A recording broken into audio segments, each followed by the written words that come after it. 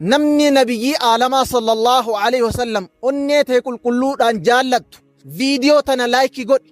sheer godhiitii jaalala rasuulaaf qabdu agarsiisi sekoondii muraasa qofa si fudhata nabiyyi jaalala isaanii irra dhakaan gurraachi salaamtaa itti qara'e nabiyyi jaalala isaanii irra muuyni gurcuun booheef nabiyyi jaalala isaanii irra gaalli duudaan dhufee boohee imimmaan ofirra yaasee rakkoo ofiitti himate nabiyyi jaalala isaanii irra gaarri hollatee raafameef nabiyyi jaalala isaanii irra gaafa mi'raajaa samaa'in jalaa banamte nabiyyi dachii fi samaa'in jaallattu an akkamitti hin jaallanne si jaaladha yaa rasuulallah sallallahu alaihi wasallam